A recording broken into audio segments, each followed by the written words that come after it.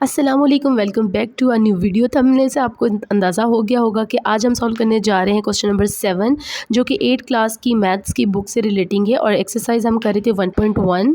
और सबसे पहले हम क्वेश्चन नंबर 7 एक वर्ड प्रॉब्लम है, सो सबसे पहले हमें उसकी जो स्टेटमेंट है उसको समझना बहुत ज़्यादा ज़रूरी है। सो यहाँ पे मैं बुक से स्टेटमेंट को पढ़ रही हूँ।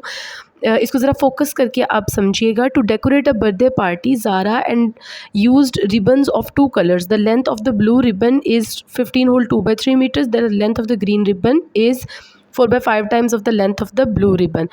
हमने दो पार्ट्स हमें गिवन है, हमने वो फाइंड करने हैं। हमें एक जो रिबन है उसकी लेंथ दे दी गई है और जो दूसरा रिबन है वो बता दिया गया है कि वो 4/5 टाइम्स है जो पहले रिबन की लेंथ है उसके। सो सबसे पहले हम लिख लेते हैं जो जो चीज़ें हमें गिवन है। आप एज गिवन भी लिख सकते हैं या अकॉर्डिंग टू गिवन कंडीशन भी लिख सकते हैं। सो सबसे पहले हमें क्या गिवन था, length of blue ribbon given थी, हमने वो लिख लिया। वर्ड प्रॉब्लम्स में हमेशा ऐसी होता है कि जो चीज़ गिवन होती है पहले आप वो लिख लेते हैं और फिर उन्हीं चीज़ों को आप यूज़ करके जो आपको पूछा जाता है वो आपने सॉल्व करना होता है। लेंथ ऑफ ब्लू रिबन है 15 होल 2 by 3 मीटर, ये मिक्स फ्रैक्शन में लिखा हुआ है। इसके बाद लेंथ ऑफ ग्रीन रिबन क्या है, लेंथ ऑफ ग्रीन रिबन उसने कहा है कि वो कितनी है, वो 4/5 टाइम्स है लेंथ ऑफ ब्लू रिबन के।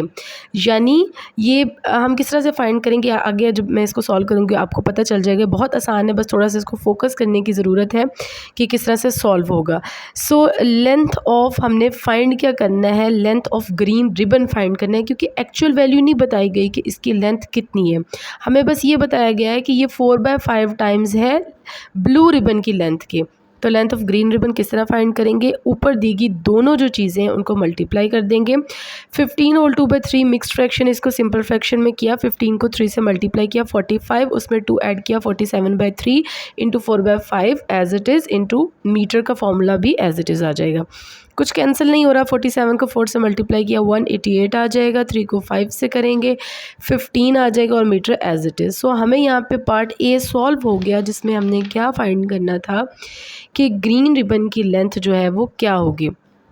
लेकिन इसमें एक और करने वाली चीज़ ये है कि दोनों चीज़ें जो length of blue ribbon given थी ऊपर 15 होल 2 by 3 वो मिक्स्ड फ्रैक्शन में थी, तो हम आंसर भी मिक्स्ड फ्रैक्शन में निकालेंगे।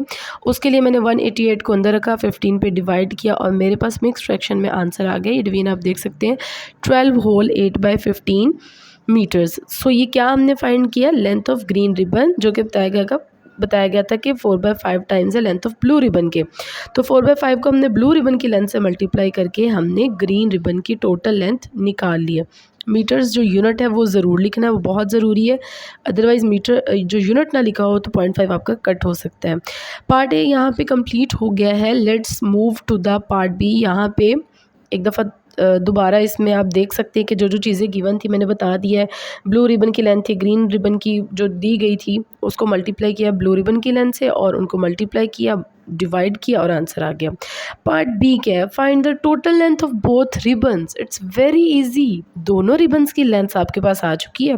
टोटल करने के लिए आप क्या करते हैं, ऐड कर देते हैं। बस लिख लेते हैं उससे पहले लेंथ ऑफ ब्लू रिबन क्या थी, क्योंकि दोनों को टोटल करना है तो हमें पता होना चाहिए। ब्लू रिबन की लेंथ गिवन थी 15 होल 2 by 3 मीटर और ये ग्रीन रिबन की लेंथ भी जो हमने फाइंड की 12 होल 8 by 15 मीटर।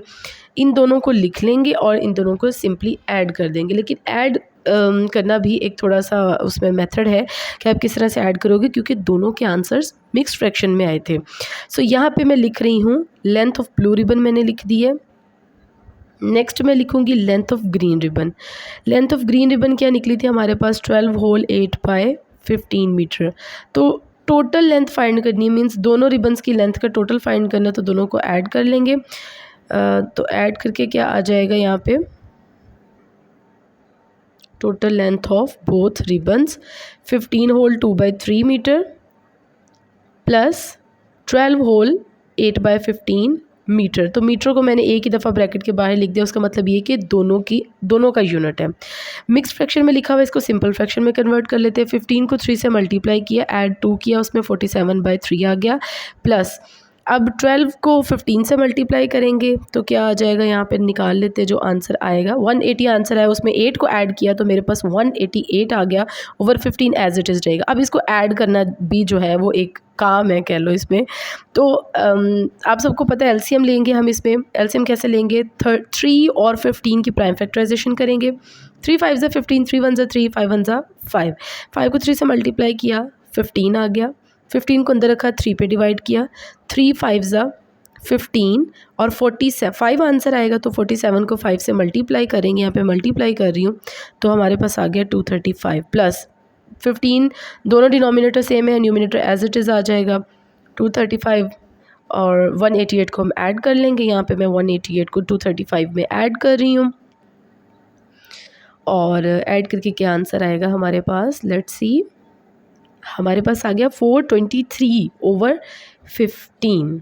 हमारे पास आ गया आंसर इसका 423 ओवर 15 मीटर्स। बट अगेन ये हमारे पास एक सिंपल फ्रैक्शन में आंसर है, बट दोनों चीज़ें जो गिवन थी वो मिक्स्ड फ्रैक्शन में थी। सो जब मिक्स्ड फ्रैक्शन में क्वेश्चन गिवन हो, क्वेश्चन के अंदर चीज़ें, तो आंसर भी मिक्स्ड फ्रैक्शन में होना चाहिए। सो मिक्स्ड फ्रैक्शन में लाने के लिए मैं क्या करूँगी, 423 को अंदर रखूँगी, 15 पे डिवाइड करूँगी, 15 2 ज़ा 30, 2 - 0 0, 4 - 3 1, 3 को ऊपर से उतार लिया। उसके बाद चेक करेंगे जी किस पे जाएगा, 15 को 4 से यहाँ मैं मल्टीप्लाई कर रही हूँ, 60 आया है।